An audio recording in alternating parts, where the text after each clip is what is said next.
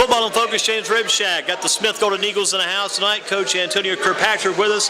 Coach, first of all, good job on the season. Thank you very much. Is it going as you kind of expected? Were you hoping maybe to be at least 500 at this stage of the year? Is it kind of going your way? Yeah, that was our goal going into the non-conference. We could come out 3-3, we'll be pretty pleased. The kids are working, and they doing a great job. What was that Southern Vance team like? We didn't know much about them at all. Me neither.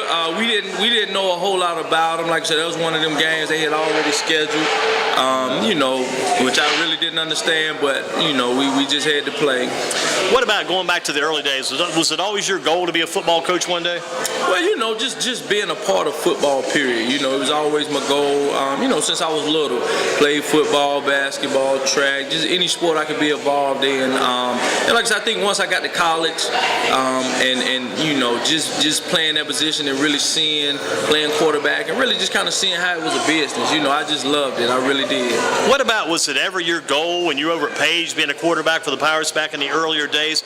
Ever in the back of your mind, maybe your goal to be the head coach one day over at Smith, or even be maybe an assistant coach at Dudley?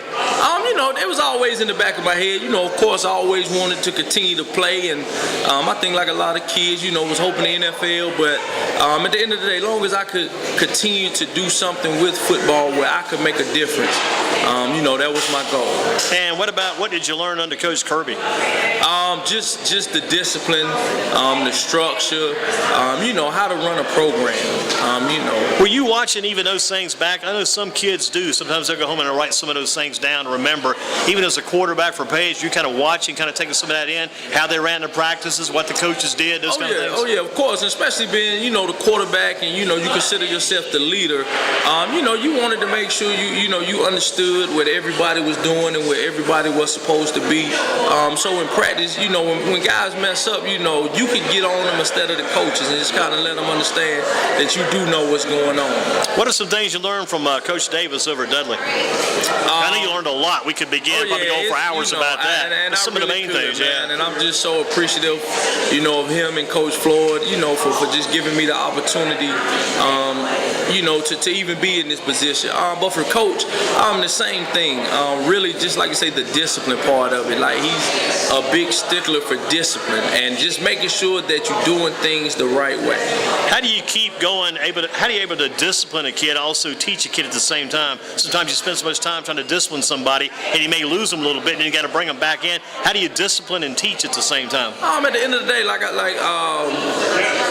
tell my kids, when you do wrong, we go get on you. But at the end of the day, if we get on you and we never tell you what you did wrong, or we never correct the mistakes, it's pointless to get on you because you still go continue to make the same mistake. So even I tell my kids, if I yell at you or fuss at you or I make you do something and I never sit there and stop and tell you why, I want you to get on me.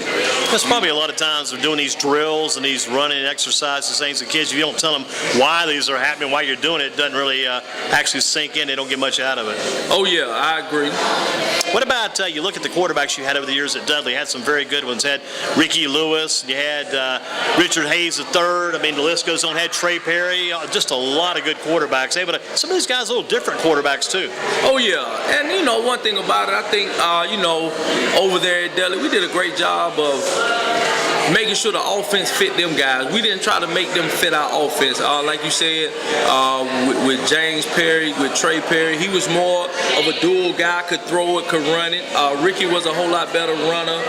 Richard Hayes, he was a runner. So we tried to do things, incorporate a lot of things to fit their abilities and what they do well. How do you go about developing a quarterback? Because that's something that's kind of like your thing, really. The biggest thing is, it ain't even necessarily ability. It's just that it factor. If someone can lead, if you feel like someone's had that control, that leadership, that ability, I feel like, I've been taught, by some good coaches and understanding the quarterback position, like you say, playing it. I think I can develop a guy to play quarterback. I really do. What are some of the differences? Was Antonio Kirkpatrick, Smith Golden Eagles with us tonight. James Ribshack, Football in Focus, up on Westover Terrace for a Thursday. Big game on Friday. You got Smith going over to Dudley. Smith 3-3, Dudley only 5-0. Some of the differences being an offensive coordinator and Swisher being a head coach. What are some of the differences there? I think the biggest difference is just running the whole program.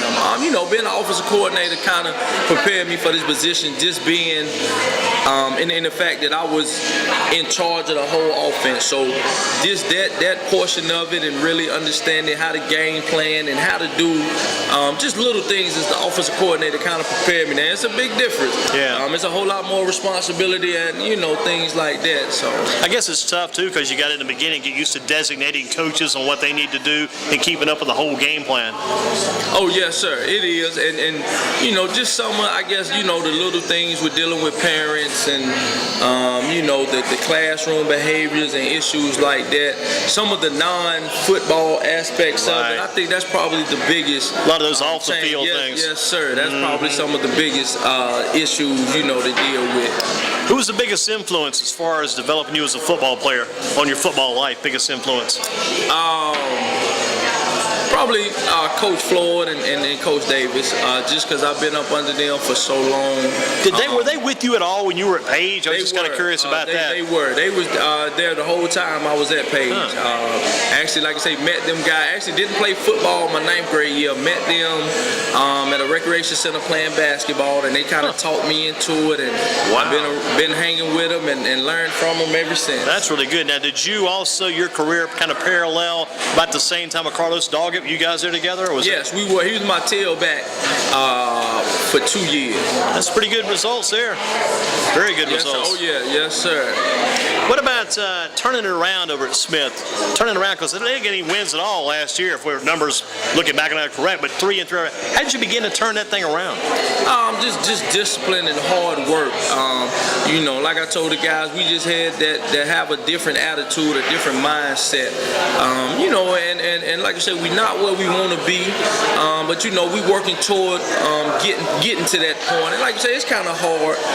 Do you do it the same way every school? I mean, you go in with the same philosophy. Your first time as a head coach, but thinking about that, would you go in and try to turn it around the same way at every school, or would it be different at different schools? Well, I think at different schools it'll be different. Yeah. Just depending on what's needed. A program that's already established, I don't think you would have to go in and try to change a whole lot. But like you say with Smith and just where Smith had been. Not to use too much comparison, when Coach Brewington came in, he had a few guys already that were there. He just had to kind of get used to those guys and figure out where he wanted to put those guys. Did you have some guys there when you came in? You say, hey, I think we got some talent here. We might be able to get something done with these guys. Oh yeah, most definitely. At the end of the day, like I told them, whether it's me or Coach Brewington, you guys got to play. There's plenty of talent and ability over there. It's just up to them. I think, like you say, coming from Dudley, and that's the only school I can compare these kids to. I just think that the biggest difference is the mindset. Them kids at Dudley believe they can win. Every time they go out, right? Exactly. Yeah. That's what we try to grow and establish with our kids. To beat Dudley, what does Smith have to do? Play mistake-free football. We can't make some of the mistakes we've made in the past to win. I think if we go play and can play to the best of our ability, I think we give ourselves a chance. Does that get you playing conservative, or do you just play it by what you're given? Take what you got, take what they give you? Oh yeah, we just go take what's there. We go take what's there. I know they have a great bunch of kids. With Emmanuel and Chris and Albert and Nazay and the running back core they have. We just got to play Smith football and like you say, just cut down on a lot of the mental mistakes that we make. How do you keep Smith football on that level of winning over the next, say, couple of years? How do you maintain, once you get them there, now you're 3-3, how do you maintain that and keep it going? The biggest thing is not let the kids get complacent.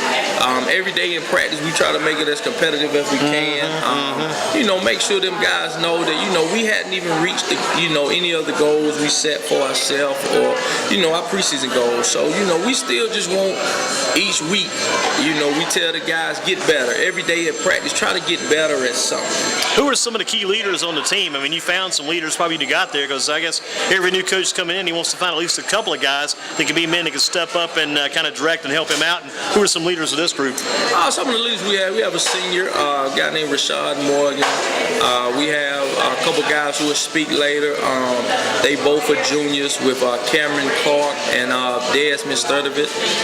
A quarterback, Christian Gardner, had a receiver, Trey Lennon. It's a lot of guys. The list could go on. I just think a lot of them just wanted that somebody to come in and challenge them guys, and I think they ready for it. I guess at the end of the day, a lot of players are glad if you push them because they want to get better. Oh yeah. They don't let on that they want to, but they do want to get better. Oh yeah, and I think that's the biggest thing. Like I tell them, if a coach lets you get away or really doesn't push you, I don't know how much that coach really has, your best interest at heart. But I really do believe that I got a lot of guys, man, and they want to be good. How has it worked out with your coaching staff? All these guys that come together, because you bring them together pretty quick. Oh yeah, but a lot of them just we all kind of built from the same mold. Just love football, love the game, love the kids. Love to be around it. Yeah, it was easy. It really was. It was an easy transition for me. What about other interests besides football? I mean, right now it's all football. Other interests you may have other than football? Right now, it's just all football and my little daughter. That's the key right there. All the time I got, So probably a lot of football, and whatever time's left over is going to go to your daughter. Oh yes. And she gets some football time too. She comes to hang out with me at practice and runs around. If there was one girl that could be able to play for the Smith Golden Eagles one day, would it be your daughter? Nah, she wouldn't. She ain't gonna play no football. No football playing for her. No, sir. What if all of a sudden she turned out to be like a speedster in the 40 and man, we find a way to incorporate her into the team? No. No, she'll run track. We'll put in that 100 and that 60. I got you. Where did you play college football at?